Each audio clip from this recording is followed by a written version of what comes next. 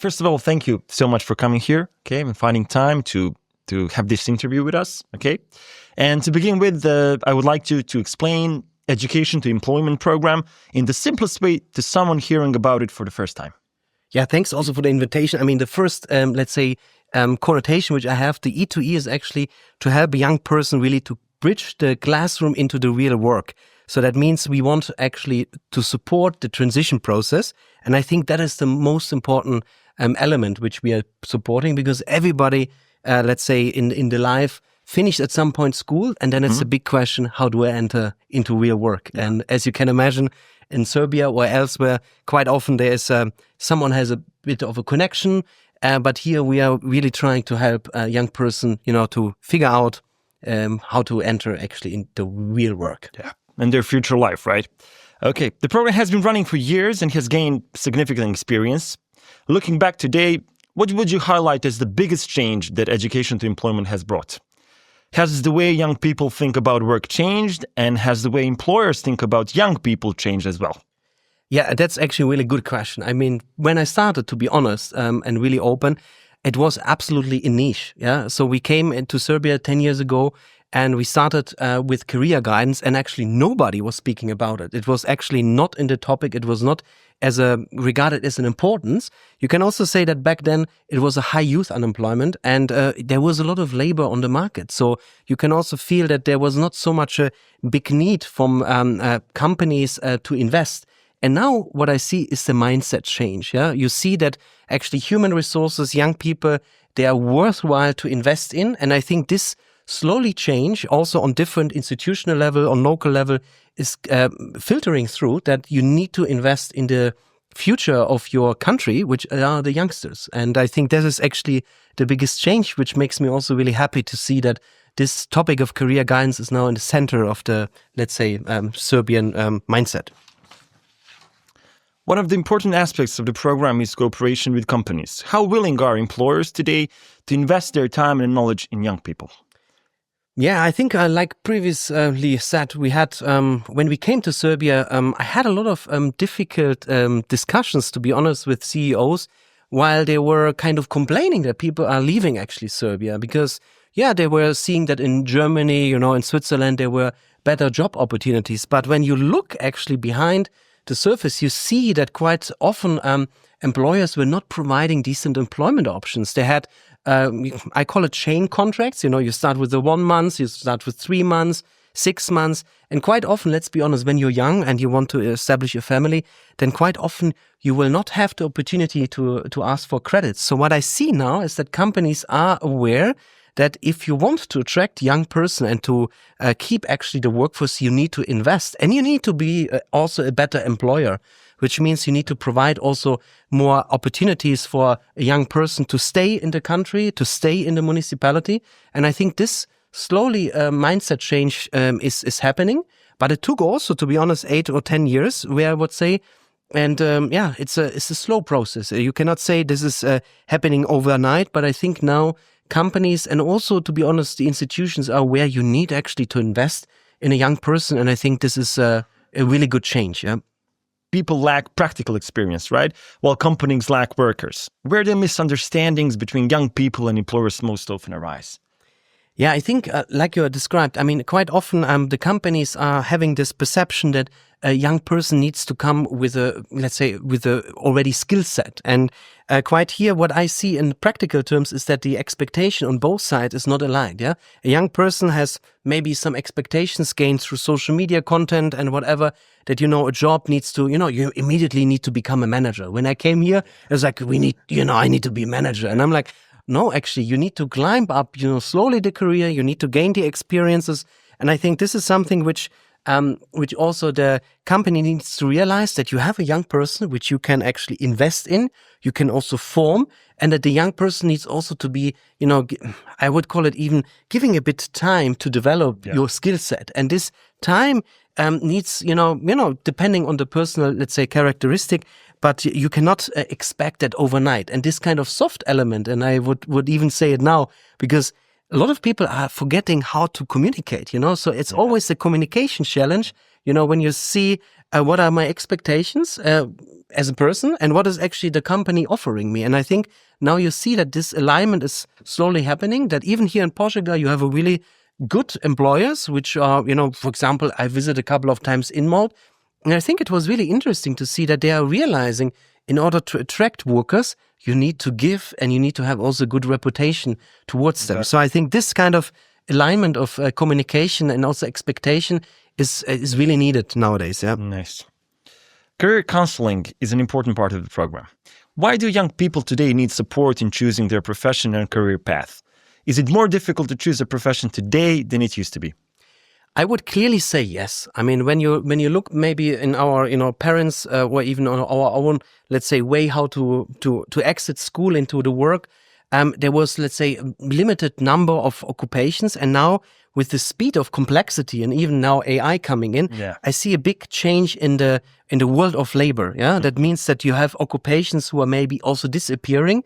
So the career guidance and counseling becomes actually a really important part to have an informed decision. And I think career counseling is really about that, exploring what is actually my strengths. And quite often when I came to Serbia, the funniest, let's say, quotations I had was, when your father is a dentist, son, you're going to be a dentist. Yeah, of course. That's your career counseling. So you finish with that. Yeah. And I was quite astonished that actually you don't need to do that. You don't need to be living your parents' dreams or maybe your expectations. You need to explore actually what are my competences, what are actually my skill set, and then to have a bit of an opportunity with a professional career counselor to explore what are actually the different career pathways. And that's the reason why I would say, yes, counseling and career guidance is more important today because you have a more variety of jobs. And you can also say that lifelong learning and also skill sets needs to be relearned. Yeah, when AI comes in, some things we need even to unlearn, and some things we need to relearn. Right. So basically, I would say it's an important part, even more than back in the days when it was maybe also more manual work. Yeah. Through the program, you cooperate with partner organizations across Serbia. After several years of work, how do you see this network of local partners? What is its greatest strength? Yeah, that's a really good question. Particular job info centers, which we created. I mean, we started 10 years ago with a simple, really idea.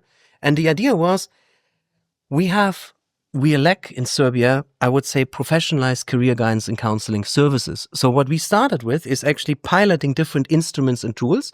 We started to develop, for example, virtual reality goggles.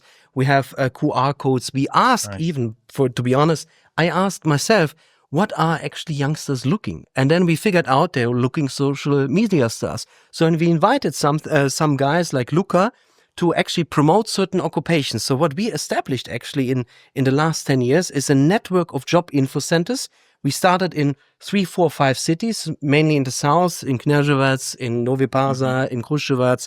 And then we extended the network, and now we have in total 13 organizations running 11 job info centers. And these organizations have established, which is also, I think, the biggest achievement, they formed a job info center association. So it's a consortium of job info center associations which are offering the services on the market, and they are recognized, and that's really important, they are recognized by all actors. And I'm meaning, you can say even from the political spectrum, be it, opposition or whatever, it's everybody accepts them as a provider of career guidance services.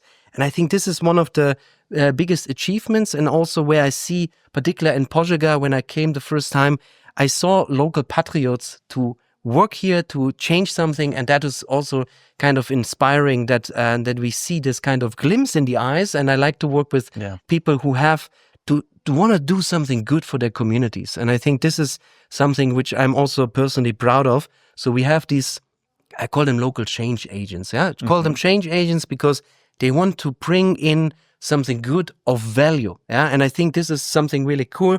We have a bunch of instruments. People love it. People take it. Parents like it, because how cool is it if you have a kid and you think like your kid has some interest, but then he does a test, and then afterwards you as a parent, you get back and kind of a report, and you will realize, actually my kid has different skill set than I thought, and that helps me also in the parenting. So sometimes I say, even to my wife, and yes, I'm srbski zet, that it is actually important to give space. You need to give space to the young person to develop, and sometimes to step a bit back. I would call it also in parenting, to step back and see what are actually the opportunities which the young person is interested in, and then this is actually what I really believe, which we are doing really well here. Nice. When we talk about local communities, how important is it that programs like this do not remain only in big cities, but also reach towns like this city of ours, right? Požega. Yes. I think, this is a crucial element. We started also, let's be honest, we are also a development project, which has also certain, let's say, interests. Yeah, we are a Swiss-funded project. And back in the days when we kicked out a project, we had a huge youth unemployment in the rural areas, and it was also our starting point. So we didn't start with the major cities. Actually, in the first phase, we had 5 locations. We started in Kneževac, Pirot, Kragujevac, Kruševac, and now I forgot one. But basically, we were started mainly in the south, and then we expanded slowly the network. So in the second phase, you can say we extended from 5 to 7 or 8. And now we are finally, let's say, in the last phase in Belgrade and Novi Sad, because now we have also the opportunity to use actually our structure from the rural area as a hey, it's working, guys. And particularly in areas like Požega, where you have also a regional training center, you have good cooperation, cross-border cooperation. I think it's elementary that having in mind that a lot of people are also leaving, certain rural areas, that you attract workforce, that you attract also youngsters to say like, hey, you know what? You can find here a good job. And we will help you to find a good job, which is decent paid. Because let's be honest, I'm also from a small town, and I love my town. It's actually similar size. Požega has maybe 22, 25,000. And my city has the same size. And I love it, like I will also go back. I love to be, in this kind of world and working for some bigger good. But I also like to be home, to be, knowing everybody on the street. So I think it's really important for cities like that you give something back to the community. And I think here we do it. Yeah. Nice. As we already mentioned Požega, I'd like to ask you your impressions of Požega, not only through the program, but also as a town and as a community. Have you gained any particular impression of the people or the energy or the potential of this area? Yeah, I can only say positive words, because when I came here 5 years ago, I went, to different organizations. I met directly with Tambora and with the team from Forza, and I really enjoyed actually this kind of, I call it the local spark. You can see that people are here with a good intention, and they are community driven. They find local solutions, and that is something which I was really impressed with. Is kind of this local energy, to say like, hey, you know what? We have different cities, but we are doing it maybe a bit differently, and we have a good drive. And I think what is also impressive, that you have really strong and role model companies. I mentioned already a bit InMalt, for an example, but I was really impressed to see, okay, they're investing in their resources. They are building even a kindergarten for the workers. I'm not now promoting now, but it's really interesting to see that here you can find good solutions. And we came in the morning, back from the regional training center, and you can see you have here a local quiz team. We have a career counselor there. We have the local teachers there. We have companies there. So we have actually a quite nice multi-stakeholder cooperation. And what I really enjoy here, to be honest, it's a beautiful weather today. Yeah, so when you walk over the square, the round square, for me, this looks like a beautiful, cozy city. It reminds me a bit of my hometown. So, I really enjoy it. And in particular, later on also maybe the kafana. Yeah, of course. Thank you for those kind words. Okay, you have been working in Serbia for many years. What do you particularly like here? Is there anything that has pleasantly surprised you in everyday life or in working with people? Yeah, what I love here, I'm basically now married. I got my own roots here, so I would love to have make this podcast in Serbian language, but unfortunately my skill set is not that good. But now what I really love, I love the Serbian people and the mentality. What I really like, they're warm. You have this nice culture of kafana, like I'm German. When you come to Germany, everybody's stiff, and here you have this open-minded, open heart people. And I think in generally, like Serbian have a lot of passion, like they have energy. And I really, I really enjoy working and living here. Despite, let's say, also sometimes these external factors, I mean, it's because of this energy is also then quite interesting when you see it on let's say, how this express, in different terms. So, but I think you have a full reach of people who can actually change things, who can drive forward. So that's actually what I really enjoy. Okay. Thank you very much. What gives you the feeling that the work you do is meaningful? Yeah, I mean, development work itself, it's a lot about purpose and impact. And for me, it's like that I have designed 10 years ago the project, sitting on a desk in Stuttgart, coming here for fact-finding mission, writing it, and now seeing actually and harvesting the seeds. When we came here, nobody was speaking about career guidance, and I can say now we have. If I think about it, I have like 6 kind of messages which I would like to leave here as a footprint. That career guidance is continued in Serbia. People are investing, institutions are investing, and it stays. That the network of job info centers is expanding, and you have also something really unique here because we have this job info centers which are working with the biggest job platform, Infostud.